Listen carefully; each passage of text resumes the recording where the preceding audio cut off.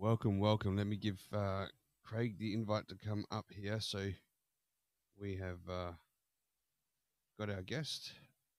Here we go. Inviting Craig. Here he is. Craig, how are you, sir? I'm fantastic. Excellent. Let me give you some camera access. And let me turn on video. Oh, so it's not me? No, let me... No. I can do this all for you today, so you don't have to worry about it. So invite to video mode. You just got to accept that now. I just have to accept. There we go. We're good. I can't believe it. Sir, pleased to meet you here. A pleasure. I met you briefly. You helped me with my show, and now here we are. You seem to be more adept at this. I'm on the information super cul-de-sac. That's where I exist. I'm not a problem. I'm happy to frozen in time. Like a dinosaur, some would say. Yeah. But I'm a healthy dinosaur. I'm not near extinction yet. But I just love to create. And even when I was growing up, I studied radio and television film in college. I used to say to myself, let the editor edit. You know what I mean? Like I'll have some opinions, but it's just not my jam. I remember I had to, cut this film together. I was like, I'll be in the film. I'll write the film. I'll direct the film. I'm not going to edit the film. I'm not going to light the place. You know what I mean? So we all have our strengths, and we all have our creativity and our outlets. And even getting on here I was shaking trying to figure out how to get on here with my video. I got you. But here we are. Thank you. You can sit back and relax in this show. So, Craig, first of all, I want to welcome you to the Rocstedi podcast, episode 34, ladies and gentlemen, with Craig Shoemaker, the Wizard of Oz. And you're probably wondering what that title is about. We're going to go right into that in a second. But, Craig, I've just got to say real quick that I saw you on another show where I first started interacting with you. I was loving the way that you were thinking. Actually, the subject, you said if anyone wanted to jump on stage and ask you questions. And I didn't want to as much ask you a question as I wanted to give you a pat on the back because of the way of thinking that you were going down. Just the whole, let's put everything on the table. Let's have conversations that are uncomfortable. Let's talk about things and not censor stuff for every reason that people can make their own decisions. And it's important to sometimes, what's the word? Not relive history, but remember history, things that have been dark in history so that we don't repeat it again. So you said reach out to with your email, which I did that. And because actually it was history, you said you like talking about history. I'm like, great, I want to have a history show here on the Rocstedi podcast. And I'm just going to be upfront about everything here, right? So and you said, what history you want to talk about? And I said, whatever strength or history that you want. And you came back to me with the Wizard of Oz. And I was a little taken back by it at the start. I was like, history of the Wizard of Oz. Okay. And I thought, okay, he's a comedian. Maybe he's trying to be funny with me. I wasn't quite sure, right? Then I saw you on your show that you run as well last week, the one I helped to moderate. And everything really made sense to me then. You started talking about mental health and narcissism. You started to refer back to the Wizard of Oz about the narcissistic stories inside there with some things. And we're going to get into that. And I just wonder how much time you've got today, because I was wondering if we could maybe start with your life about who you are as a child up to this point and then go into the history of the Wizard of Oz. Sure. And it will make so much more sense to the listeners about why we're talking about the Wizard of Oz and relating the stories of mental health to that. So would you be okay for that? Absolutely. I think that we're all Dorothy. That's why I chose that. This is a tale that has lived on. They even predicted in the beginning of The Wizard of Oz, this is a tale that will live forever, passed on through generations, and it has been. I mean, not as much today because it doesn't have, like, my kids aren't as into it as I would like them to be. I was as a kid, though. They see the strings on the flying monkeys when I was frightened of the flying monkeys, but, because CGI and everything is so different now technologically, but the story itself is history. Because it was a certain time in history. It had a lot to do with that particular time in history, which has gone on today. It's still the same tales of people behind a curtain, exposing those people behind the curtain, and that's the part of history. Remember, at first I said Vietnam, And the curtain that was there was the Gulf of Tonkin. They promoted it. You know, people believed it. Then you had the one side of the camp was anti-war peace demonstrations, and you had the other side was the Nixon administration, you know, killing the people at Kent State and so on. These alternative voices, and that's where we were back then. So people think we're in the midst of the greatest conflict we've ever had. Well, I believe if you look up history in the 60s, it was, you know, people were assassinated, Martin Luther King and Kennedy. And by the way, and if you pull the curtain on those things, you will find a lot, you know, there's a lot there that is not given to us by mass media, is not fed to us, because they own the voice. They own they choose what you can digest. And the same with the wizard from the Wizard of Oz. So it's very, very similar. That's why I like to talk about the Wizard of Oz. It's a great metaphor. It's something I never thought of before, and that's why, because I hadn't given it thought, and thinking probably history on the world time scale. When you said that, it did throw me, but then, yeah, like I said, it made total sense when I was listening to your show. So, Craig, if you don't mind, and share as much as you want to share or not. By the way, how much time do you have? Do you have a couple of hours? Couple of hours? No. I have about 45 minutes. I have a cough. I'm so sorry to say. Oh, okay. Well, give me a time frame. So, you know, I'm going to put a cough drop in. This is so annoying. If you wouldn't mind wearing a mask, I don't want to catch anything from everybody else. I talk about that in my act, how silly it is. People drive with a mask on like they're going to get COVID from a sunroof. And by the way, this whole thing that's going on with COVID and all that has been promoted and not promoted and seen and not seen, it's very similar to war. If you look at history, it's a very similar thing. I remember I protested the Iraq War. Now, I didn't have all the information, but my instinct told me that they're probably lying to us. There's probably not a rush to judgment on this. And they fed you certain information. And if you didn't get on board with that, you were labeled a traitor. You weren't a patriot. It's a whole propaganda campaign about patriotism, weapons of mass destruction. And we showed all the images of 9/11, which had nothing to do with who we went and attacked. But there's so much chicanery that goes on that we just don't notice the smoke screens. And we don't have the consciousness to really research and investigate it. Check with your heart first. I mean, I had a guy jacked me up. He says, why don't you go kiss Saddam Hussein's flag? I'll never forget. He was like fighting me. You traitor.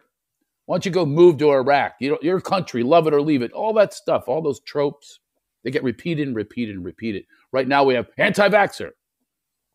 What if I just want more research? It's not an anti-vaxxer. It's like, I would like to, go beyond you telling me, hey, I work for smallpox. And I like to go a little beyond that.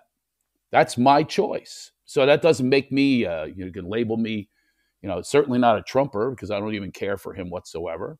So there's your labeling. So this is what happens as we go so quickly, because they use fear against us, which is what the Wizard of Oz is all about. They want to take you from your true self, from thinking for yourself, from being curious, from being spiritual. They want to take you down this patriarchal road of control, and that's where people exist, in the walls of the Emerald City. And don't look outside of the walls, because it's too scary. And I'm the only one that has your answers. I'm the only one that has your answers for a pandemic, for war. We are the only ones. We have the medicines for you. It's all about what we have. And do not look over here, or you will be punished. You'll be shamed. You'll be hurt. That's how it works. That's how history works. If you unpeel all of history, every single war had something behind it that they didn't want you to see. Craig, it sounds like you've really developed a ability to think outside the box, kind of standing up for yourself, which now knowing a little bit about your childhood, I can see where that comes from now. Like, it's like you've taught yourself to have to stand up and defend yourself in a way. Yeah, I mean, I was bullied. My dad left when I was born, and something I said, wah, he's gone. And, I had to adjust really quick. We moved a lot. When I was a kid, I actually thought the word evict meant move. I thought they were the same word. Like, here's the eviction truck, Mommy. She would cry, read a note, we'd move on to the next day. I used to think we used to get these welcome wagon coupons. And how a little kid, you think the strangest thoughts.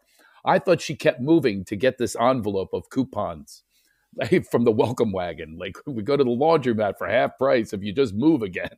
So, I mean, these are the concepts that I built when I was a kid, because we're just fed information. And when you're a child, especially, you can't discern what's real and what's not. You really can't make those decisions for yourself. The decisions are made for you. So when I coach, I have a big coaching program that I do. One of the things I say is it's a lot about laughter. And we are born laughing. We're born in light. We're born in levity. We're born in love. This is what all that we know. We come out these very happy children, and we're smacked and slapped and put in line. My book is called Get Out of Line and Into Alignment. You're not in your own alignment anymore.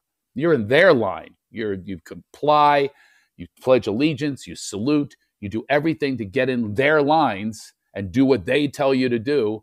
And that's what I was telling you about. Every time we go to war, it's like, get in line. There's your enemy. We will define your enemy for you. Meanwhile, you're just going, I love everybody. I don't care what color you are. You're not going to build up fear in me as a child, about somebody who's from another country that you know nothing about. I mean, I was taught this since I was born to hate communists. I thought they were like robots. I didn't even think they were like real human beings with real feelings and real emotions. I did not think so when I was a child, because that's how I was programmed. So when I coach, I deprogram, which takes programming, by the way. You got to really program some good stuff, some higher power, mindful stuff to take all of that programming out, because we're just lining up. In The Wizard of Oz, those Winkies, we know what they're saying. A lot of people don't realize what they're saying. I'll keep going back to The Wizard of Oz, because this is the great metaphor. Do it, that's fine. They say, that's totally fine. Oh, we owe her. Oh, we owe her. They owe her. Oh, that's all they repeated. And they lined up, and they did exactly what she did, and she intimidated them by fear. And that's how the system works. But if we step away from the fear and into our own consciousness, the answers will be revealed. And that's what happened to me when I was a kid. I started to go, wow, this didn't work.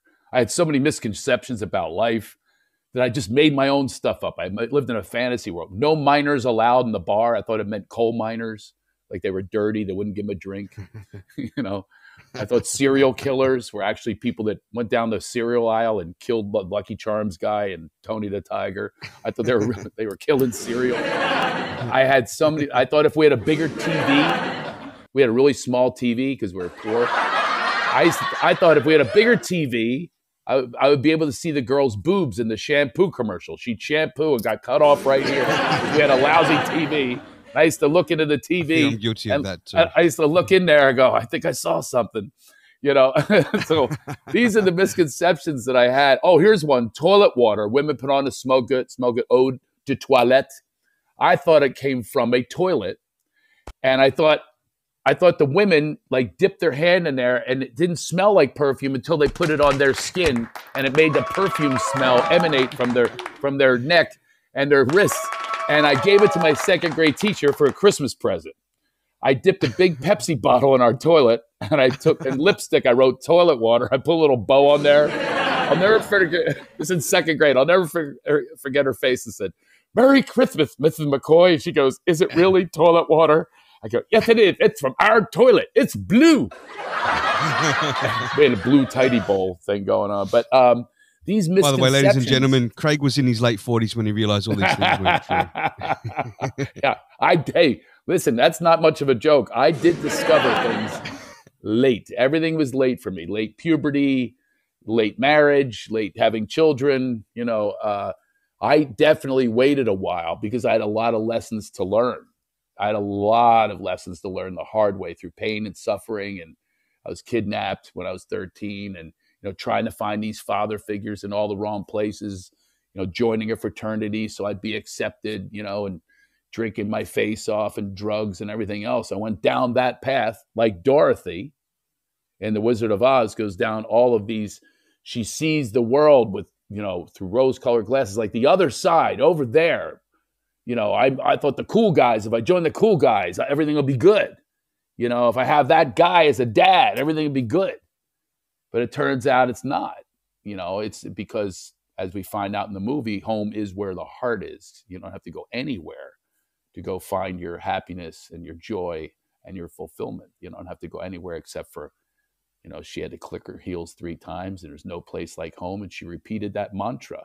And home is where the heart is, right within us. That's where our spirit is. That's where our authentic self. The whole movie is about a journey to our authentic self. That's what the whole thing is about. And then what they go through, we'll go through that on our show here. To get there is our journey. We all share the same journey. We're all one on the planet. Craig, my particular shows are slightly different. I have, obviously it's interactive on Fireside. However, I do get voicemails that come in, so people can leave a recorded message, right? So they're listening live, and we have a couple right now. So let me just get to them for you. Here we go. Sure. We've got Keith Burr. Here we go. Yeah, they want to kill the childlike sense of wonder that we look at the world with before we're exposed to all the so-called, what they like to tell us the bad people or the bad things are. And so that we become submissive and scared, and we just take orders blindly. Yeah. It's sad. Thank you, Keith. Wow, yes. that confirms exactly what I'm saying. And my opinion is we need to build our own movement like this. You build your own movement of people, of like-minded, love-minded people, and laugh-minded people. And that's the laughter movement that I'd like to start, slowly but surely. And it is surely because you're building a foundation of who we truly are. We are not hateful people. We are not evil people. We are not dark people. We are light until they tell us what to do, because they can't deal with their own fears properly. And the mental health aspect of what I talk about, that's a big deal. We got quick fixes, quick pill. That'll fix you. It doesn't. It's not sustainable. The only way to do this, we are conditioned a certain way. The only way to deal with that is to recondition ourselves through a new programming, a programming that is only about your wellness, your wholeness, your heart, your love. That's what it's about. So we need to shift over to that area instead of focusing on the mass media that their entire, if you watch the news, everything is to get you upset, right? And then the drug company sponsors the news that handles the anxiety they just gave you. So, are you depressed? Sure you are after watching that news piece. Are you stressed? And then stress leads to bad health. So that's the cycle that we're on. So in The Wizard of Oz, they go down our path. They go down our path into darkness against the, with evil, facing evil and facing these bad people. And that's what they do. And the Scarecrow, Tin Man, and Lion are us, mind, body, and spirit. Together, the three together are a force to be reckoned with. But if they compromise your mind or your physical self or your spirit, now we have a difficult task ahead, because we just react to our fear, the fight or flight. And that's what a lot of the movie is about, is them coming together and of service to one another, which we can all do. That's our choice now, is we can all be of service to one another, listen to one another, be curious instead of so opinionated or projecting or canceling. What a stupid thing is to cancel people over something you're projecting. I can't stand it. You're just projecting your own stuff onto someone else. It's like, this is stuff that you haven't even discovered about yourself yet. And you want to take someone away, like an artist, a creative artist who's only there for your good. You don't like one joke or understand one joke. You want to research somebody from the past, from years ago, so you can currently not deal with something that you can't deal with. You know what I mean? That you can't address that in yourself. Again, that's what The Wizard of Oz is about. She has to address these issues in her life. She has to surrender. It's written in the skywriting, surrender, Dorothy. We have to surrender these old ideas that we have and let go to love, let go to acceptance, let go to being of service to others.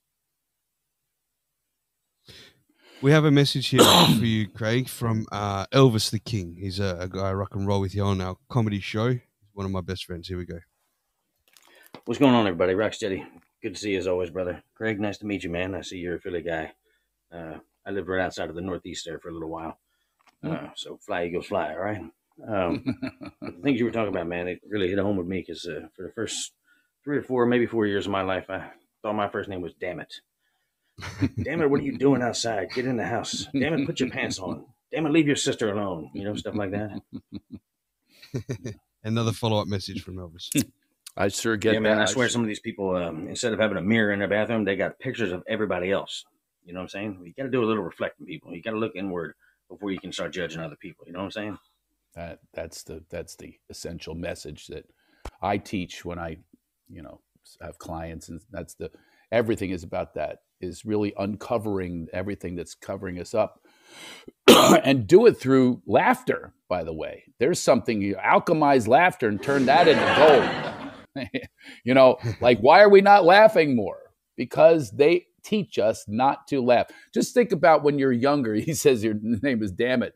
How about wipe that smile off your face? But quit acting silly. What are you laughing at? That's what they say in Philadelphia. What are you laughing at? I'm just laughing. What's so bad about that? But you think about it, it's bad to laugh. We're taught in school, do not laugh. You'll be put in a corner. You'll be punished for the freedom of expression. We get punished right away. I had so many detentions. I was more in detention held after school than I was actually in school. I mean, it was a bad ratio. And what did that do for me? I felt like I was in the stockades, like I was in the Salem witch trials. I was, they have this place called the Well that people would pass by and just shame you and look at you and like, how did you get into the well? I got it from expressing myself. I was trying to be who I truly am. And that's somebody who likes making people laugh. I really enjoy when people have levity and light, which is your true self. Children laugh 200 times a day and adults laugh 20. Not such a good ratio. Yeah. Not a good ratio. So I want to get into a little bit about your childhood and up to that time you got kidnapped. But before we do, we've got a message here from Million for you. Here we go. I'm hearing some interesting metaphors from Craig here that I've never heard. But speaking of communism, some people say that the Wizard of Oz represents capitalism and the move to industrialize the nation, the second industrial revolution. I'm a little inclined to believe that it probably had something to do with that. Ruby slippers, yellow brick roads, and even Oz is the abbreviation for ounce. Well, what do you think about that, Craig? You are right about most of what you're saying. I will tell you that the way he got Oz was from a filing cabinet. It said O to Z, right. A to K, and it was O to Z. And that's how he came up with Oz.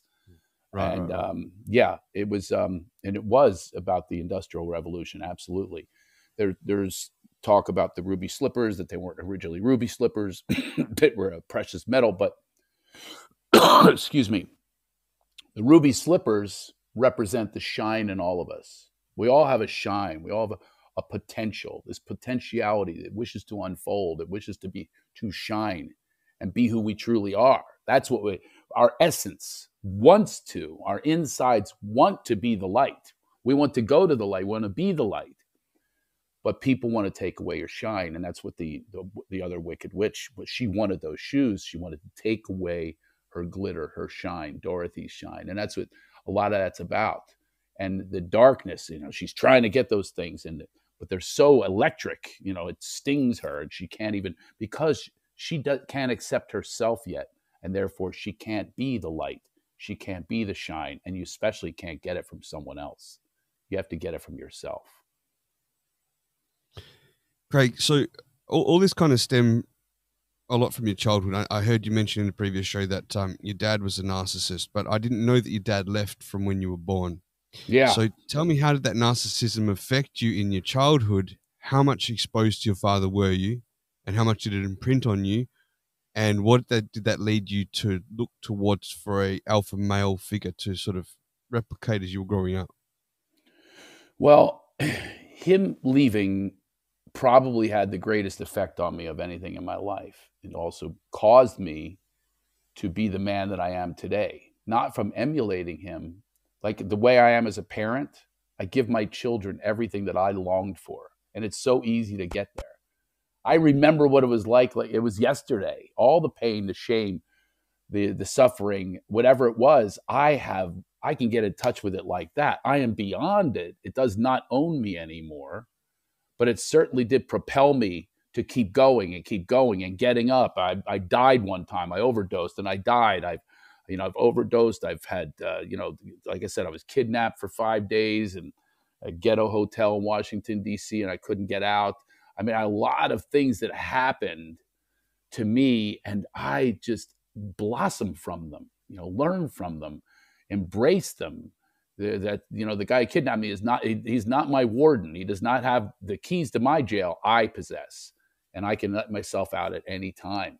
So my father does not possess me. He still lives to this day, and I visit him. This is a man that would literally never say, "How are you?" I'm not sure he knows my name. It's like that, though, with a narcissist. He was a cult leader. He became his own cult, a harem of women, which he called it his harem. Other people called it his harem in the Pocono Mountains of Pennsylvania, where he ran mule rides to feed the cult. One time I was visiting, doing stand-up, and kind of like the big Hollywood guy coming in a limousine and everything, and it flew me in to perform at Caesars in the Poconos. And the guy's giving me a tour of the property. This is one of the great moments of my life, like one of those profound moments. And he's got this accent from that area in Pennsylvania. It's like Shamokin area. He's, over here you got your quoits. You know what quoits are there, Craig, from Hollywood? He thinks I'm some Hollywood guy. I'm from Pennsylvania. He goes, oh, you know what quoits are? Oh, yeah, you throw them you score your points there. We got basketball. We got horseshoes. And he goes, oh, my gosh, there's A.J. Shoemaker and his harem. What's that nut doing here? I got to say, that's my dad. There's my dad. I hadn't seen him for years. He walks up. He steals my complimentary cheese tray. He goes, the girls at the ranch will love this. Judy loves Gouda. He takes my cheese tray, and I'm signing autographs, and he's signing people up for mule rides. He goes, tell him who raised you. He's like trying to take credit. And he was around every few years. He would pop around with a new idea, entrepreneur, which is a French word for scam artist. And he would have a new scheme.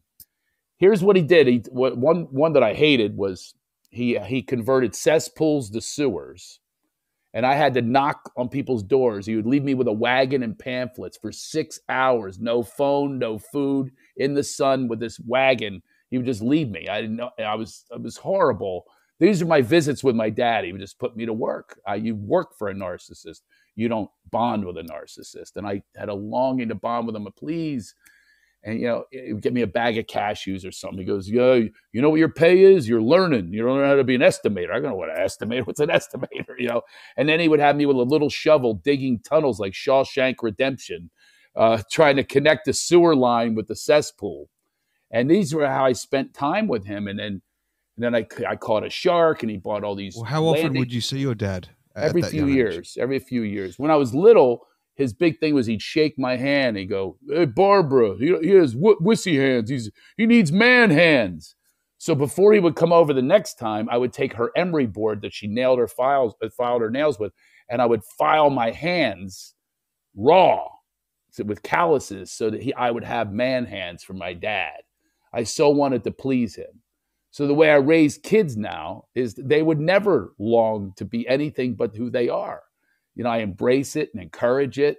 They're all artists in their own way, not in my way. I mean, I've had a couple, like one got into lacrosse. Maybe he did it because I never played lacrosse, but I want them to play baseball and football and all the sports that I played, but they have their own journey, and I encourage their journey, as opposed to my father didn't encourage me. He told me, you're going to be an estimator. You'll run the shark business. He bought these landing crafts from Normandy, patched up the bullet holes, and he built shark boats and mule rides and paddles and saddles with the whitewater people and all of these dreams and visions. Oh, bras. That was my favorite. I hadn't seen him in years. I'm a little boy, and he says, hey, Barbara, you want your child support check?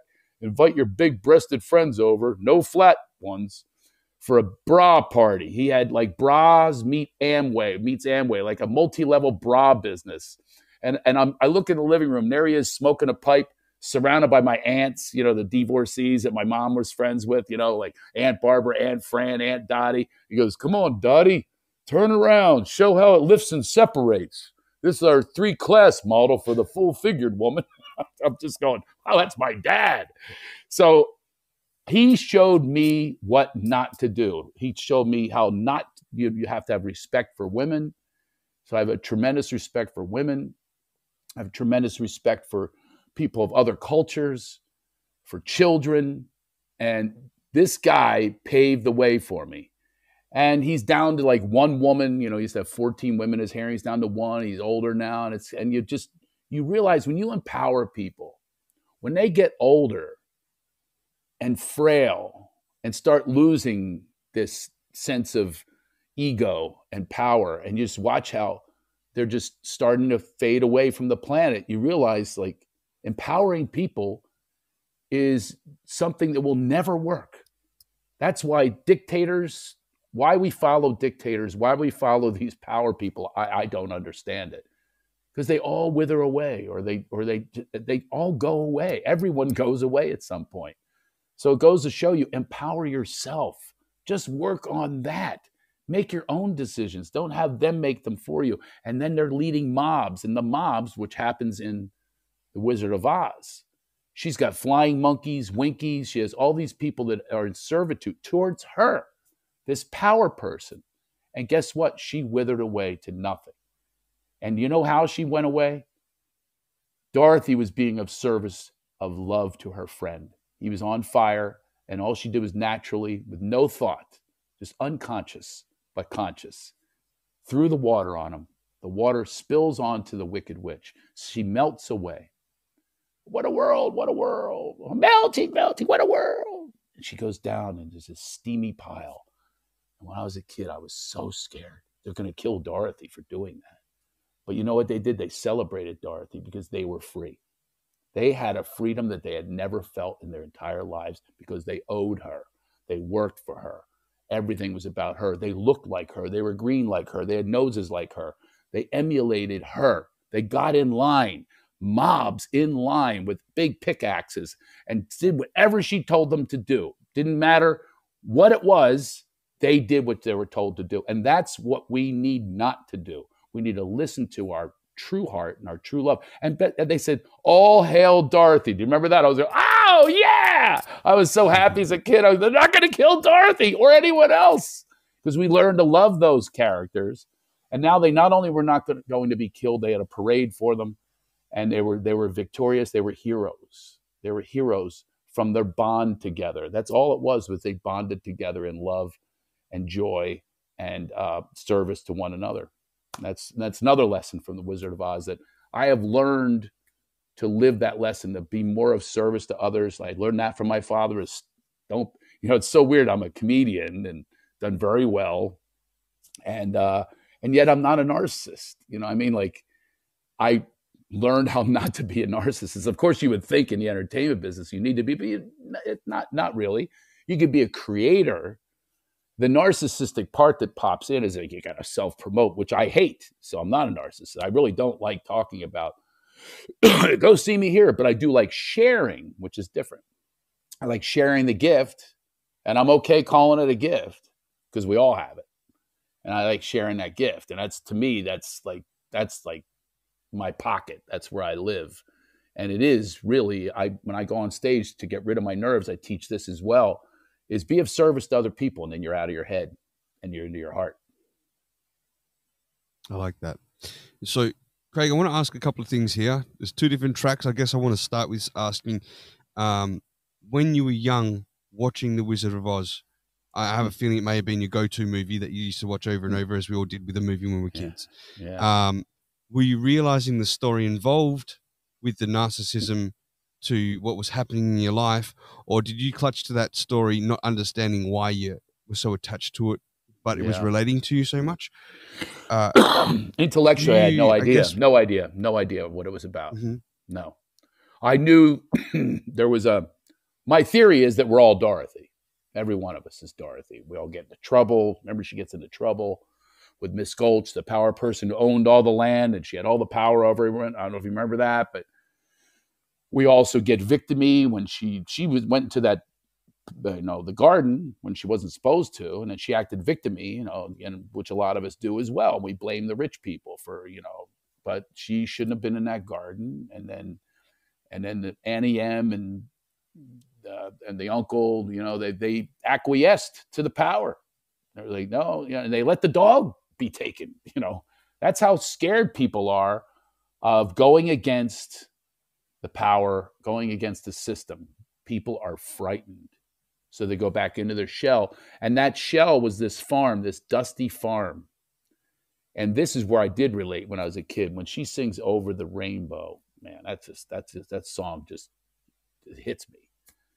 And it's like where dreams come true, the land far, far away, because my land, my world was, just, poverty and lima beans and, just horrible food and frozen food and holes in my pants that I was ashamed of. And I was around rich people sometimes. And it was really embarrassing. And I was beaten up a lot, bullied and wedgies and swirlies put in the toilet and beaten and all that kind of stuff, Nicky beatings. And all of that stuff happened.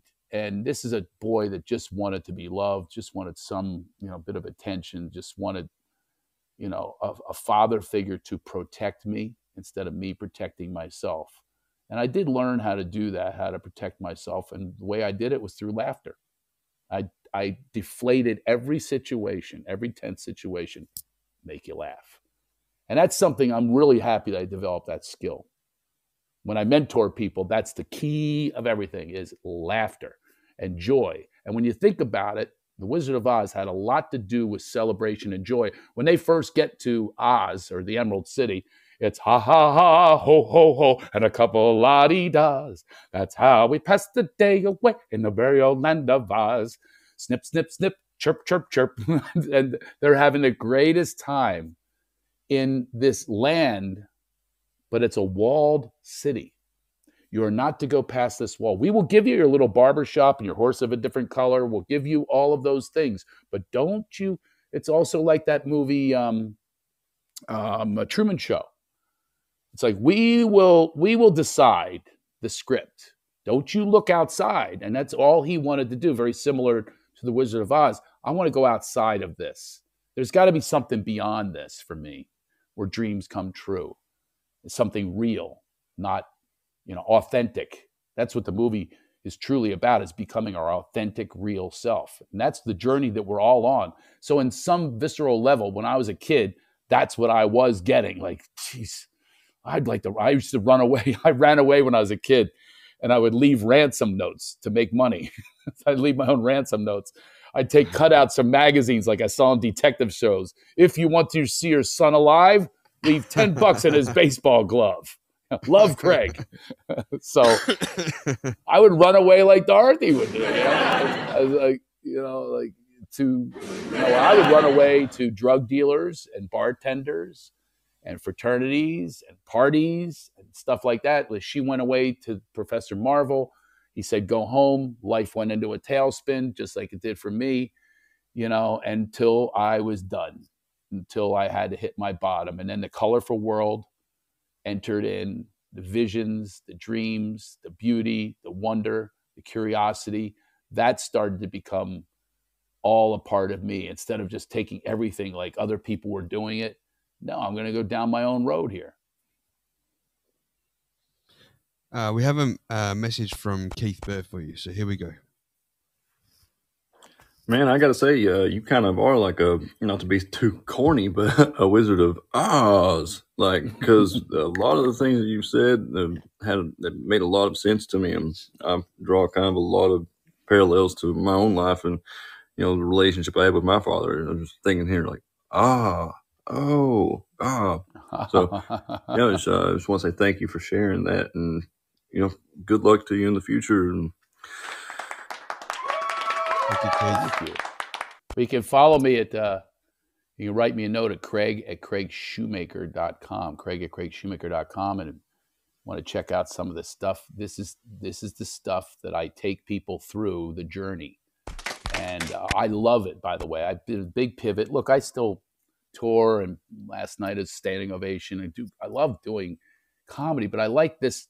I like connection more. You can have a connection in these intimate settings a lot more. You know, like Dorothy, she had a connection with each character. She had a unique connection. It was like scenes were dedicated to their one song that they would have, or they were dedicated to each part of her. The mind, which we all think we're not as smart as everyone else. By the way, the Scarecrow was smart. He was the smartest. He was the one who came up with the plans. They get together and do this. He was the one that said, you know, by the way, he says, help me down. There's a nail back there. He knew that there was a nail back there that she just had to turn. Well, why didn't he do it himself? Because we don't have the confidence. Because he wasn't given his diploma yet. And the diploma is a piece of paper. So suddenly he felt more confident. I'll give you an example of my life. So when I was a kid, you know, moving place to place, really insecure, no dad. Most people had dads at the time. And it was so insecure. And I would believe them if they told me. And this is a story. Anything I ever say is never to brag. This is to say, inspiring you, I hope. So I was told, basically, you're dumb. You know, I took bad tests, but I didn't have nutrients, you know, that some people have. If they have money, they can feed their kids well, which has a lot to do with your brain. A lot of people talk about inner city kids. Yeah, they're eating crap. They can't be as smart. If you have that flowing through you're not well. You don't have, you're sick more often, and so on. You're struggling through life, as opposed to what I talk about is genuine energy flow. You can't get into your flow when you're just worried about where your next meal is coming from, if you're going to live through the day, and all of that, right? How I lived a lot of very tense, insecure. I was fourth grade. My teacher took blue yarn and hog-tied my hands behind my back and put me in a closet for an entire day. Wow. Can you imagine that happening today? She said, don't you get off this box. And I was so stubborn. I would get off the box and I would look through the vent, and her fat legs and her mini skirt would come, and then I would jump back on the box. But I defiantly got off that box and just stared it out of this vent, you know, waiting for her to come for me, and with these hands tied behind my back. And that was one of the worst years of my life. However, it was also the first time I ever did comedy. It was fourth grade. I told a story that was very revealing, that's what comedy really is about truth. I told a revealing story about my mom beating me, and I remember the teachers like embarrassed for the story, but chuckling underneath, and the whole class was laughing. I got that hit. That's a dopamine hit. And that's when I became a comedian. I love making people laugh. And how I do it is sharing true stories. The truth shall set us free. That's when I started to become free. But I never thought that I was as smart as anyone else. As a matter of fact, I thought I was on the dumb side, because they told me I was dumb. Tests that are tailored for certain types of studiers, certain people that do certain things linearly, whatever it is. That's the way they are. So I thought I was dumb, and I took tests that told me I was dumb. You know, I'm here to admit I had my SATs taken by Tommy Taylor. I didn't take my SATs. I was so insecure, someone else took my SATs to get me into college. But college was the first time I had a chance. There's your break. All right, you cheated your way in, but here's your break. Started getting into it, having a better understanding of what education was truly about. Started to get into my creative self, tapping into my creator. And man, things started getting so, you know, horrible SATs, had to have Tommy do the IQ score below. And then in the last several years, it's just like this divine intelligence, because I'm in touch with the divine that we all are. And I took IQ tests, and I scored with Tesla and Da Vinci. That's how high my IQ is. So I say that story to anyone who believes what they told you to believe about yourself. They told you, just like in The Wizard of Oz, they told the monkeys, you are in servitude. You will serve me. That's all you are to me. You do what I tell you to do. All of these people are in their places. I'm not in any place anymore. So now I get to be as smart, as brilliant, as curious, as wonderful as I choose to be, and as loving as I choose to be.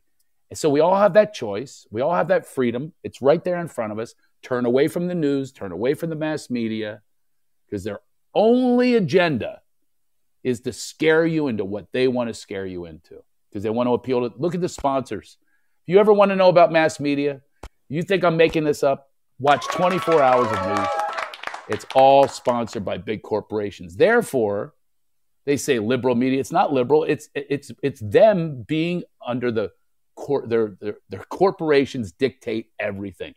If you ever notice this, it's like, here's another thing that this guy noticed. I observed this. That, I don't know if this is the same way in Australia. They will choose a kidnapped woman to obsess over until she's found dead or found or whatever it is, discovered, right? They will choose them to the point where I know their names and I don't even watch the news. Lacey Peterson, John Benet Ramsey, Elizabeth Smart, this one's Utah, this one, Natalie Holloway. Let's talk to her principal. Let's have Nancy Grace investigate this thing. We obsess over what they chose, a casting call, but you will never see them choose anything besides a good-looking blonde young lady, and that's their casting call. So therefore, it's not news. It's not journalism, certainly. You'll never see Lucretia from the Hood with cornrows, ever. And yet they're kidnapped. Black girls are kidnapped. Asian girls are kidnapped, but they're not in the casting call. Especially in America, they want blonde. So that's why we know all their names, like they're celebrities. They're writing books if they do live, or there are books written about them if they don't live. And who chooses it? They choose it. So they choose it because then the sponsor, they appeal to the sponsor. You'll never see anything. They'll never do a story about poisoning our water supply, poisoning our food, the patent bullshit that goes on. Am I allowed to curse on here? You'll never see a story about that because they would literally be biting the hand that feeds them. It's impossible for them to do a revealing story about something when they're cut into a commercial of the people that are hiding what they're doing to us. So I tell people my coursework, stop the news. You don't need it. I was talking about today with my friends. I said, when's the parade for the Rams? I live in LA. I said, what, you don't watch TV? I go, nope, I don't. And yet it's okay. I found out when the parade is from them, like the old school way, like a friend tells you, it's tomorrow. I don't have to get it where it's wedged in between COVID deaths. It's wedged in between war, impending war. It's not, I'll find out what I need to find out. You'll find out from a neighbor. For sure. I also don't watch TV. I'm just not one for it. I don't want to fill my brain with that rubbish. I like to get on and speak to people like this. But now, let me say, I do love my murder mysteries. Then you should tune into our other show, Shotgun Candy, that was on Sunday mornings, where we talk about random subjects like that. We go and research that, and we talk about. Oh God, there's some of these I'm obsessed. I mean, I get binge watching. I have to have a mason jar to pee in because I sit in my Barca lounger and just watch one after another. Binge watch it. The Keepers, Making a Murderer, Murder on Middle Beach. I mean, these are ones I definitely, and it makes me laugh because I tell people in my classes, I said, this is actually a cool thing that I'll share with you guys. You know how we share bad news? Why doesn't everybody call their friend tonight and tell them a sitcom that you recently watched or a movie that you recently watched that made you laugh? Why don't we share that? Instead of these stories of doom and gloom. We have enough of that, which makes us sick. That makes us sick, literally. So why don't we say, my kids and I are watching episodes from Bewitched from the 60s. My kids love it. And by the way, they smoke cigarettes in every scene. Elizabeth Montgomery, the Bewitched, she's got yellow teeth. It's like really funny to watch these dated things and see some of the changes that have happened, but it's like real simple comedy. And my kids, 8 and 12, and the other ones are too old. they love this show. They can't stop watching it. And I'm friends with Tabitha, the little girl from the show, who's now like in her 50s. It's so funny. And she met them and gave them autographs when she was the little girl, and they got a big kick out of it. But it's a real simple, just comedy. And then the Mary Tyler Moore Show is a genius show. All those people have passed away now, unfortunately. Betty White was the last to go. But from my childhood, that was when you sat with your family and you watched. That was what was great about Wizard of Oz. See how I keep bringing it back to Wizard of Oz? Wizard of Oz was one of those movies you watched with your entire family. It was a tradition. It came on a certain time of year. And back in the days of antennas, I would become the rest of the antenna. They'd throw me up because I was the only boy in the house. So I'd be twisting myself like a Picasso painting, trying to get the good reception on the antenna for the Wizard of Oz. But now I have it on DVD. You know, I still have a DVD player, and I play it for my kids. You know, I forced them because I said, this is a story that will last for generations. I'm going to keep it going, you know, for as long as it is. Sure. But it's a beautiful, beautiful tale if you really break it down about spirituality, about our journey. We have a few questions lined up, but before we do, I wanted to ask you this question. So when you found out that you had a high IQ and you're, you know, up there with like Tesla and Da Vinci, yeah. What did, you know, if you didn't take the comedy track, what did you aspire to be leaving school, leaving university? What was on your mind for a career path? A lawyer. I was going to be a lawyer because I'm a good arguer. The resilience has led me to everything that I do. You know what I mean? There's no wall high enough for me. You know, I'll throw my hat over the wall and I'll go get it. And I think that does have a lot to do with you know, what was built in me for this. It's a survivor in me. Like, no matter what you bring at me, I will find a solution. And I had to. I just had to. And that's how I thrive. So I think that's, you know, that's the biggest thing that I've learned throughout all of this. And all that IQ thing did for me was it just affirmed, hey, you know what? You really weren't dumb. You really weren't. Like everyone else. You were just ashamed. And shame is a big problem that we have. It's so instilled in us. I had a shame moment one time, and I'm going to give you some recovery on it. I do a thing called a guide. I don't know if you saw this before. I do a guided laughitation, and I also do a chuckle. No, I didn't say that. It's a thing called a chuckle chatter. Okay. It's real. I teach this, and it's how to shift our consciousness into unconsciousness, into mindfulness. How do you shift over to that? Because we're all our mind is going to that chatter side. Say, make it chuckle chatter, and express out loud. You know, well, then I have the guided laughitation. So I did this on the way to a golf tournament, right? And I am not a good golfer, but somehow I kept advancing in our club championship. I couldn't believe it. And so I did this laughitation. I said out loud all the things that happened to me that caused such shame around sports and golf. And I'll give you a few examples. So I'm on my way there. So you laugh with me. I went out for the golf team. And it was all the rich kids. And the golf coach told me to wear my spikes. And I wore football cleats. And the rich kids wouldn't let me on the green because I made holes. And I had my grandfather's wooden gloves. They were made out of wood. It was called a niblick. And they laughed at me. Anyway. That's a real light so touch. It's contagious as the it's contagious. The contagiousness builds on that. Yeah, exactly right. So when I did that laughitation, I did it on camera on my way to this golf championship. I realized all the meaning that I put to this shame that I carried with me all these years, but they wouldn't let me putt. I scored like a 200. I was awful. It was a horrible experience of my life. I went back into my shell. Never golfed for years after that. You know, I couldn't afford my own clubs or where to golf.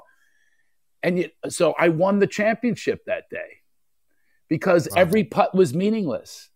Those kids were not with me. You know, do they remember this? No, I put the meaning to it. And that's what this laughitation does. You get to the meaninglessness.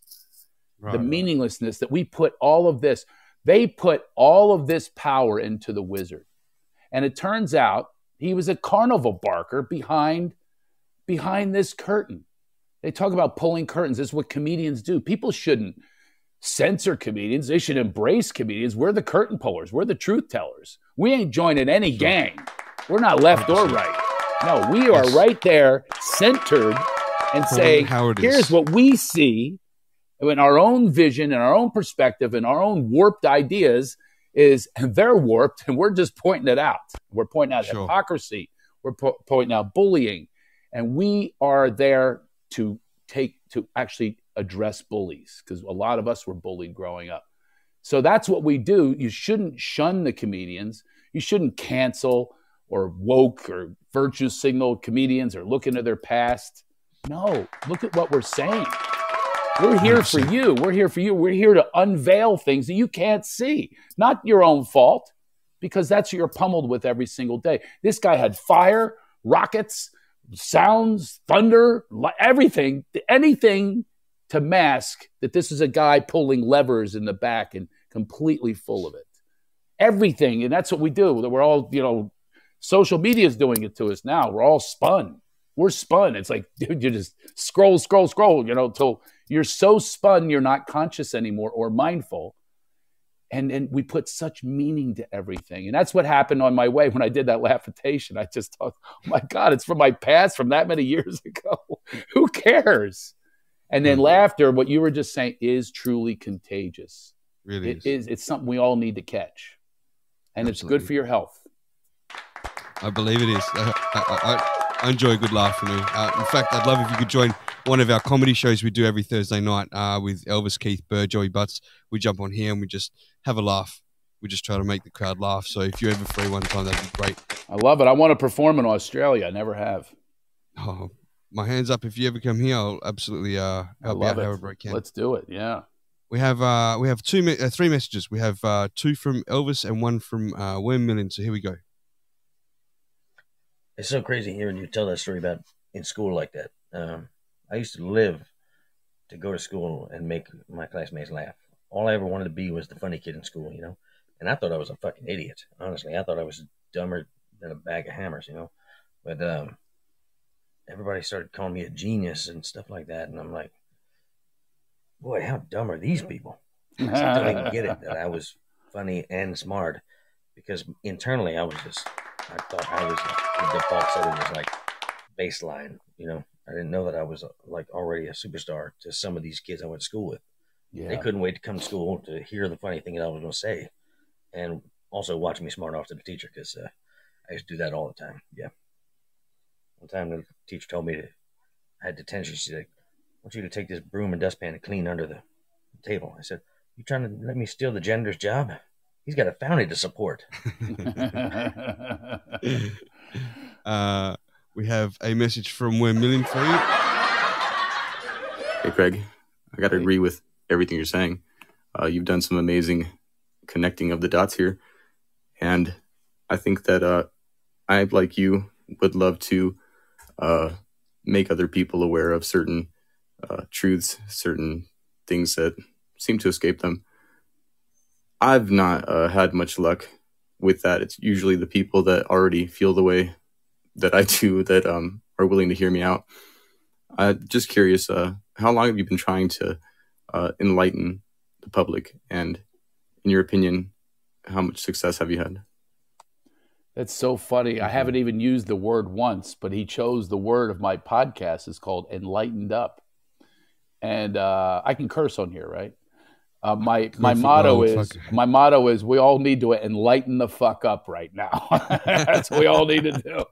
So Enlightened Up. We're on YouTube and, you know, all the places you can hear podcasts, and that's what the theme is with my guests. I have a lot of comedians on, and we're enlightened up through levity and laughter, and that's how you get there. It's the fastest pathway to your enlightenment, to your joy, to your light. It is the fastest pathway. And however, we avoid it at all costs. That's the funny thing about it. And we all have this sense of humor because it all depends on finding your sense of self. Once you connect with your sense of self, the laughter happens because then it's about humility. We admit our mistakes. We admit our faults. That's always the funniest. When we fall is when we're funny. When we fail is when we're funny. It's when the ego takes over, not funny. You know, I've been to you know, they say, oh, you seek wealth and you seek, that'll make you happy. You get all this money and all this. I've been around the richest people in the world. And I'm very lucky that way. I went from poverty. I hang with, I never want what they have. They'll show me a painting. You think either one of us are going, this is so much fun to see how much more money you have than me. This is a blast. You have a Picasso. I couldn't even tell you how much that was because I would never even think about buying a Picasso. So, I mean, that's not, and he's not going, oh, look how rich I am. Isn't this great? Don't you enjoy my wealth? No, there's no laughter. There's no joy. So there they are at the top of the heap, and I want nothing to do with what they have. Now, I love making money. The major reason I like making money is so I can give it away, though. So I can have discounts on enlightened up weekends or whatever it is. So if I can spread the message by having some money to market or promote, then the more money, the merrier. But the mission is different than just what I have to show you. You know, image, right? I'm more about reflection of self than it is deflection. And that's, it's something I just, sorry, this damn cough. It's okay. I'm getting over on myself. Oh my God. Yeah, I had COVID a couple weeks ago. All right. Okay. Yeah. So, and by the way, I treated that in new discovery ways. You know, I was open hearing it all. You know, I mean, it's like, yeah, I'm not gonna listen to, you know, people talking about Joe Rogan. I don't know if you guys hear about this, but they go, oh, I'm not gonna get, here's the trope that you hear. I'm not gonna get medical advice from a comedian. He's not saying to get medical advice from him. He's saying, I've got people on that I will ask questions that they won't be on mass media because they're not paid by corporations. So that's all he's saying. So why would you want to cancel that side of things? Yeah. Why would you not? It's just more information. It's not misinformation. More information. Make of it of what you will. Sure, there is, you know, out of 10 doctors, 9 are saying towards that, you know, getting the vaccine, and 1 saying no, there's other ways. Let's hear what the other way is. Why not? And then you can make a decision. Why not? Not going to hurt you. I totally agree. You know what I always say? For years, I go to a healer, right? It's a guy that kept Vlade Divac in the NBA for 19 years with a bad back, and he's 7 foot tall. So that's a guy with a bad back, you know, up and down the court. And this is a guy, he does Eastern medicine practices. So if somebody says, who's your doctor? I say, Dr. Hirano. They go, he's a doctor of Oriental medicine. You allowed to say Oriental? Yeah, that's what he is. Anyway, so he practices this acupuncture, Qigong. He moves energy. I can feel the energy moving. Am I supposed to deny that because someone says that this is misinformation or he doesn't take all the medical insurance? That they decide what insurance pays for because that's all about quick fixes. So I told my friend, before you get an operation, why don't you check out this? So he's 1 out of the 10 doctors, right? He was different. Nope, wouldn't go. Oh, that's a bunch of quack, because he's been conditioned to think you only go to the Western medicine doctors. You only pop a pill. You only have surgery. That's your only option. Let me show you on the x-ray where your spine is off. All this kind of stuff. That's not how this guy talks. So I've gone until 2 weeks ago, I canceled 1 show in 20 years. That was because I got the COVID on a Sunday night. I went, I better not do this show. And that was the first time in 20. This guy has kept me well for 20 years. So my buddy, who won't go, 3rd shoulder operation. He's on his 3rd shoulder operation. Yeah, he keeps going back. I was like, I thought that the first one was supposed to work. Oh, no, And that's how people talk. And the same with these COVID protocols. It's like, I tried some different things and it worked. I still have this little cough left, but I could probably drop dead in a couple minutes. But anyway, you never know. You never know. We don't know. Capital no anything. Totally. We don't know anything. We can only make a judgment off the best information that we have. That's Exactly. it. We never know. We never know. We have a couple more questions. We have Elvis. Here we go. Hey, Rocstedi, I just got a good piece of advice. I was told to call one of my best friends, and you are my best friends, and tell you about a recent sitcom I watched. Man, there's a show called WKRP in Cincinnati. It's about this radio station in Cincinnati. Yeah, man. That was the last sitcom I watched. I'm not sure what year that was, like 1981 maybe. Either way, it was pretty fucking funny. Yeah. Just saying. That Thanks for show, the advice, Craig. that shows, thanks for sharing that. That show's hilarious. I remember that show. Dr. Johnny Fever. I think he just passed away. They had Frank Bonner was on that show. He wore like a checkered jacket. This really tacky guy. It was really like, these are funny characters. It's silly ass fun. Why not? My go-to Seinfeld. I fucking love Seinfeld. Seinfeld is unbelievably fun. By the way, I was up to play Kramer. I went in to play Kramer, and the original script was, I'm going to give you a little inside poop here. Sure. It was horrific. It was, I remember the pilot episode. I don't know if this is what aired, but it was about, how come there's always a missing sock in the dryer? Where'd the socks go? And it was mostly about his stand-up with socks. And Kramer just walked into doors. There was no Elaine, who I think is the best female actress in the history of comedy. She's fantastic. Louise-Dreyfus is the greatest actress I've ever seen. Veep and this, even New Adventures of Christine. She is a brilliant actor. And that show is unbelievable. But at first, if you watch the first season, these days, I've watched them all. It would have been yanked. It had one woman. She was a waitress. Her name was Lee Garlington, the actress. And then very simple scenes. He was very uncomfortable acting. There was no Kramer storming into the door with his shirts and everything. And George was more contained. The show never would have made it. They bombed on season 1. They bombed. And then they found themselves, which we don't give that a chance now. That's the other problem with social media and cancel culture. It's so quick, so judgy, that you would never have had a Seinfeld.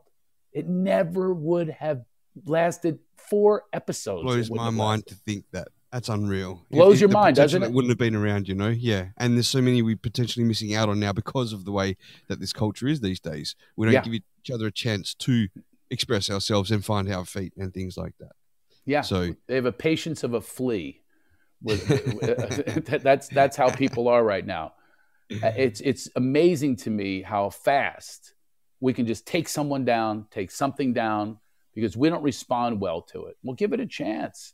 Examine it. Take a pause. I always talk about take a sacred pause for yourself. Really see what you're feeling. See what the energy is.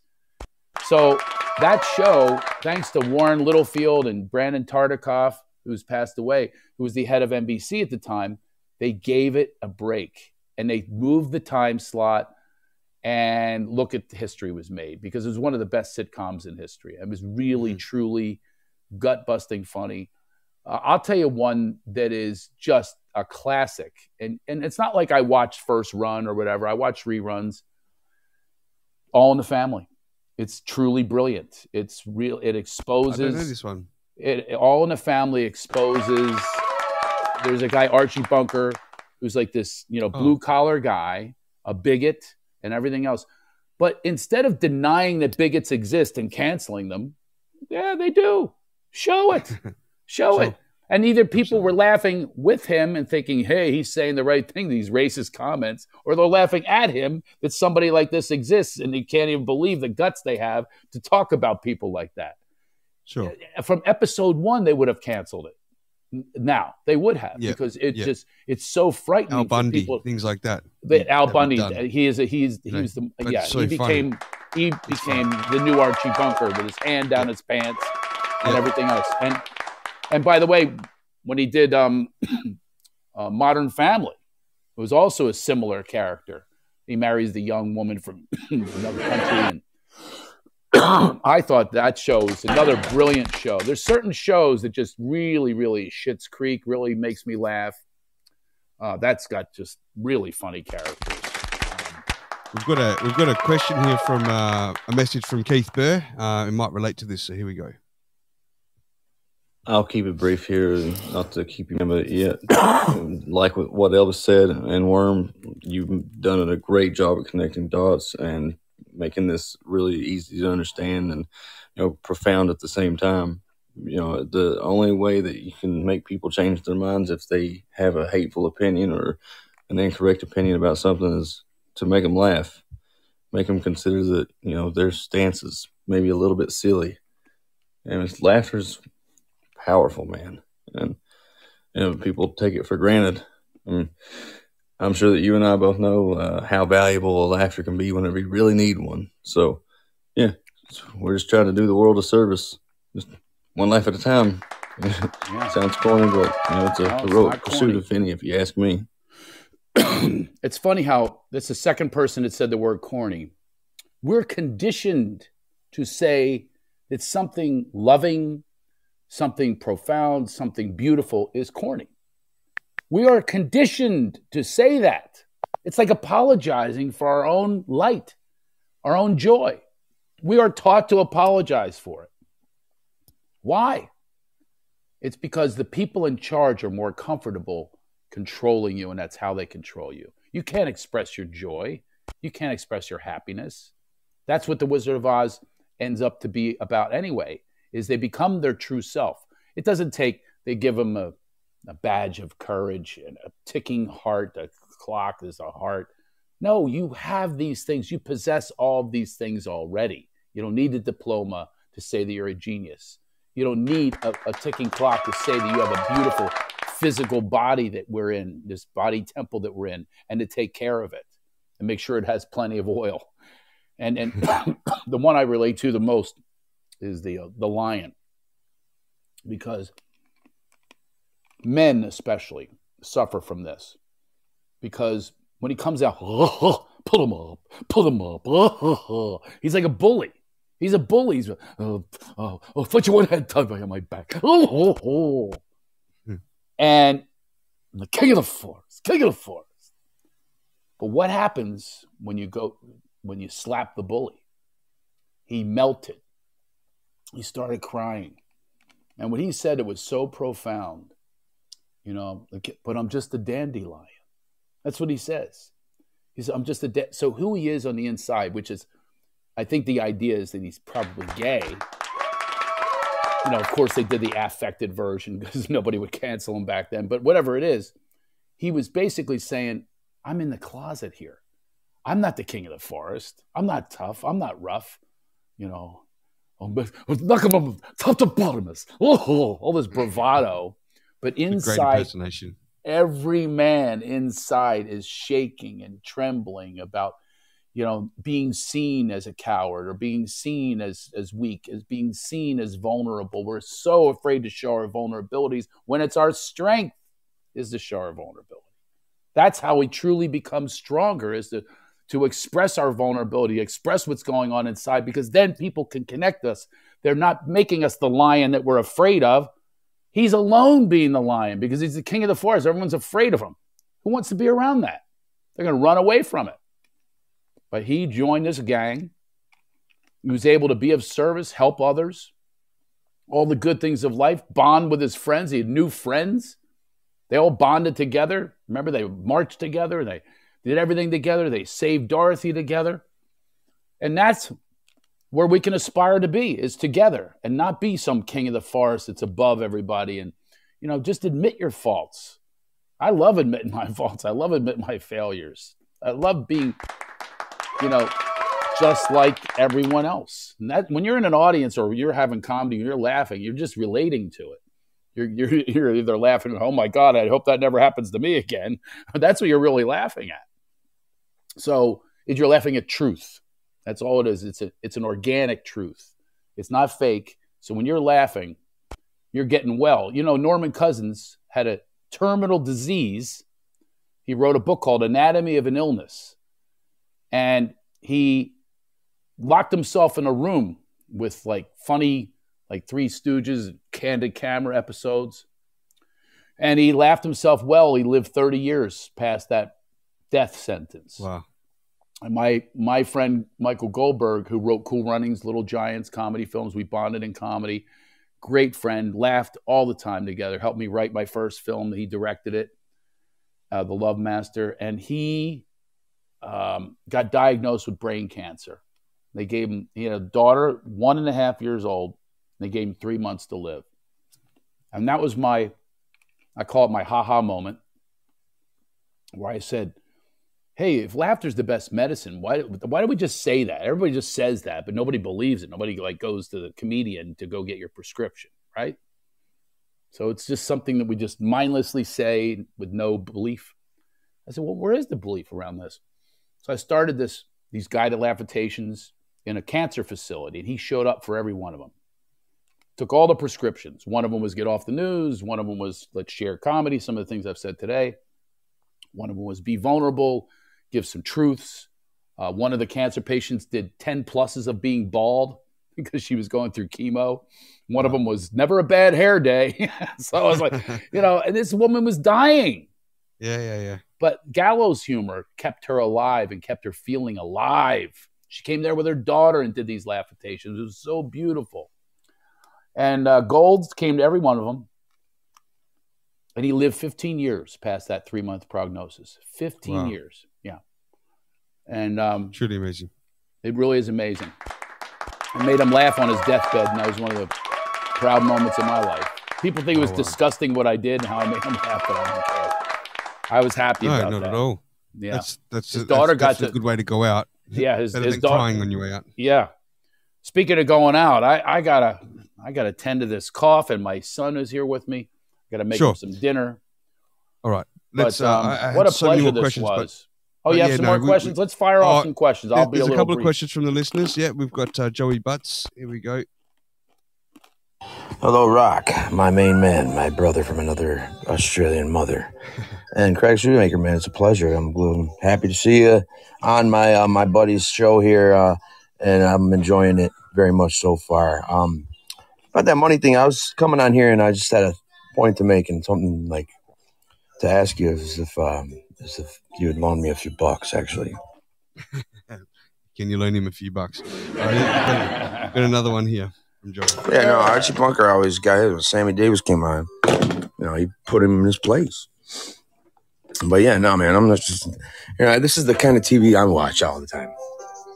JJ, Coco Melon. That's the TV I'm watching. No, this is great. I love this shit. He's got his little baby girl there, so he's definitely probably keeping occupied there. Yeah. Craig, I don't want to hold you up too much longer. I really do appreciate your time that you've been able to spend with me here. It's been wonderful. If you've got another time in future, do you have anyone to come up to the stage rather than the recorded messages? Does anybody want to come up? We can find out if anyone wants to jump up, have a conversation, or ask me a question, or give some feedback, or absolutely anything Wizard of Oz related, or laughter related, or now's your time to jump up, the guys. Mario Land of ha-has. Request to come on stage. So here we go. We've got Keith Burr. Here we go. He's coming up here. Okay. Here we go. Keith Burr, a good friend of mine. Keith. This is Craig. Craig, this is Keith. Hello, Keith. Hey, how's it going? Great. I'll give you camera access, Keith, if you want. Do you want camera access? Okay. Super positive message there. There we go. I'm a little bit disheveled looking right now. But it's okay. You still look funny. That's the best part, right? Give somebody something to laugh at immediately. But yeah, I mean, I've been witness to the power of what laughter can do to make people better that are in not just depressed situations, but even physical ailments. And it's amazing. It just makes you think wow, there's something to this, right? You can't be in pain while you're laughing. You can't be depressed while you're laughing. Watch this. I'm depressed. I'm not depressed in that moment. I'm not depressed in that moment. That's the chemicals, the dopamine hit that we're getting. There's so much that's going on when you laugh. The healing endorphins that are being released. We need to have an understanding on this. I want to start a laughter movement. Oh, well, join us in. Let us in there, Craig, if you're doing that. If you're doing a laughter movement, let us spread it from Australia and all sides of America. And hopefully people sign up on my website, craigshoemaker.com. You sign up for my email. and you'll be part of the movement. I want to do guided laugh-itations, my chuckle chatter, all these things to move our energy into a positive space. Sure. There's a guy that I'm friends with, Rob Yox, Full Spectrum, they call him. He does a channel, a lot of different sort of conspiracy investigations. But one of the things he did was they did a guided meditation. I think it was in 2000 and maybe 18, and the whole world. It was December 20. It was late December. They all did the guided meditation at the same time, and they'll witness the different things like crime drop and stuff in different states. Oh, I can connect you with him. You can probably bring your laughitation to him, and he's got that sort of connection to get the whole world to do it. Yeah, I have a goal of doing the world laughs as one. Well, Yes, that we sounds all- kind of like something I heard about with these monks. They would meditate and focus their energies and intentions on, it was a glass of water or something like that, but the actual structure of it would change depending on like what their intentions was. If they had, like, they were thinking something positive towards it, it would look pretty and nice and all this. And if it was something hateful or like they were like mean towards it, it was It just would freeze in different ways when they put it under the microscope. That's right. Yeah, you're right. Yeah. It's in the intent that you put towards that water would shape in a different way, because your thoughts can be measured. So and somehow it had the effect on the water. So And energy follows thought. Energy follows thought. Sure. Yeah. So if your thoughts go in a certain direction, your energy flow will go in that direction. yeah. It's amazing the things that can happen and the shifts that you can make. I told you about that golf championship that I had, or any of these performances that I have, with standing ovations, that people are appreciating because I'm connecting with them, because I'm getting rid of all the fears, all the nerves, all the worry, all the angst, getting rid of it, connecting with them as one, being of service to them, bringing laughter and joy, and leveling up the vibration. We can do that. You level up the vibration, and look how we all feel. All the three of us right now are all smiling. We're reflecting back to each other. We're all just reflecting back to each other. And that's all. It's the simplicity of it. We don't have to be complex. You don't need jokes. I tell people, because I do this guided laughitation and the chuckle chat, I say, don't you need jokes or reason to laugh? I go, hey, if you're like on a Stairmaster or you're climbing a hill, does your body know the difference? And wait a minute, I'm on a hill now. I'm not going to have as much heart affect. No, your body doesn't know the difference. So if you're laughing, it doesn't matter what it's about. You can fake it till you make it. Your body doesn't know the difference. So that's what I encourage people to do, is just find it, do it as much as you want. Laugh through that pain. That's right. 100%. Laugh your pain away, If you say that you're going to be poor the rest of your life, there's a good chance that you will. But if you say, I'm going to set out, I want to get, want to affect 1 million people positively this year, you're going to stand a lot better of a chance of doing it. I mean, it's all about your outlook and the way that you approach everything. I mean, negative breeds negative and positive breeds positive. Absolutely. That's how it works. That's how the universe works. It's the law of attraction. That's how it works. The law. Sure. It's the law. We got two more quick messages there before you go. Sorry, Craig, they're coming in. I don't want to leave anyone out. It is Elvis. Here we go. Craig, it's been a pleasure, man, listening to you speak, and I'm really appreciative of all the things you had to say, and I agree with so much of it. I look forward to listening to you more in the future, and definitely try to come on one of our shows, man. We have a ball. And, tomorrow night. Tomorrow, Thanks 5 o'clock. Thanks again, Rocstedi. Great show, guys. Thank you. 5 o'clock Pacific tomorrow. I have a show dedicated to the Wizard of Oz. All the stuff I didn't talk about tonight. You're my little precursor to tomorrow. We're going to go deep. We're going to go deep into the Wizard of Oz, into the story of the Wizard of Oz and what it's really about, the true meaning, and a little bit of trivia about the movie itself. And that's my show is called I Needed to Hear That. And I came up with that with Fi from the Fireside Network. And I always appreciate her for this. Is you ever been driving along or maybe watching this show? You go, I needed to hear that. And that's what I hope my show does. I needed to hear that. Well, that's when I first caught your show. Your show was great. Oh, thank it really you. was. Yeah. So tomorrow we're doing another show with my co-host Mary Gallagher, who's a brilliant comic. Give us the time again there, Craig. 5 o'clock Pacific Standard Time. I don't know. Okay. You know. Yep. So I'm going to share that. I'll find that. It's like an link hour and a I'll share half that again before after this. right now. An hour and a half before right now. So Yes, whatever time it that's is where you are, go an hour and a half before that, and that's the time that we're doing the show. I needed to hear that. The whole goal is that you're listening and you're not alone. You're not alone. We're not alone on this planet. We're all one. We're all sharing this planet together. And why not look to have more enjoyment, more fulfillment in your life? Why? You know, Exactly. the dark's already out there. Well, let's see, we have someone else here, Dave. Craig, we've got Dave and Sam, they're fellow firesiders, as well as Keith. They are new to the app. They'll be doing their first inaugural show tomorrow as well. They do How Was Your Day? And it looks like they're coming to us from outer space right now. So how you going, guys? Yeah, I just love the new background. That's a pretty cool background. I really like it. I like that. I'm jealous. No, we just want to come up and say we love the show. Rock, obviously, you're our favorite. And Craig, it's so nice to meet you. We've followed you for a while, and it's so nice to meet you and hear this podcast. We just want to come say that.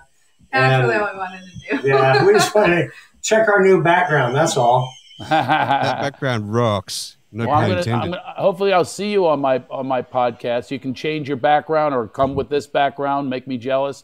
But this is all you get with me is you get, my bedroom. You're all in my bedroom, which is kind of kinky. Oh. I kind of want to lay in your bed now, there, Craig. We've got, go ahead. Maybe on ours. Great. No, thanks for joining, guys. We're looking forward to your show tomorrow. Actually, I'm going to be a guest on your show as well tomorrow. How was your day? What time is that on tomorrow, guys? 8 Central Time. 9 Eastern. That will be 6 Pacific, and early in the morning. 6 Pacific. Yeah. Wow! Right after my show, I'm your There you lead-in. I'm Perfect. your Bob Newhart to your Mary Tyler Moore. All right, we've got 2 more messages. I don't want to hold you up, Craig. I'm sorry. I know you're in a rush here a little bit now, so I'll try and knock them out. So here we go, Elvis. I'm not really sure what a laughter movement is, but I've had a few funny bowel movements. Like the time I died in '77. I thought it was funny. I waited for that. I waited for that. I could have had an exit after the cockpit. Is that what I'm seeing there? Is that what you're in? It's the space shuttle. Okay. So, Sorry.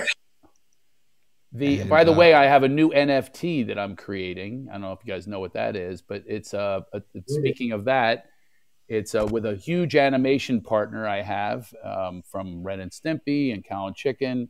My friend Dave Feist. We created something that you're the first to hear this, by the way. So go to my website. Awesome. You'll eventually Drop it hear in. the details on it. But this is like for the pre-sales on an NFT. We're minting a coin of our new animated show about chickens in space called This Is Chicken Ship. I love And they're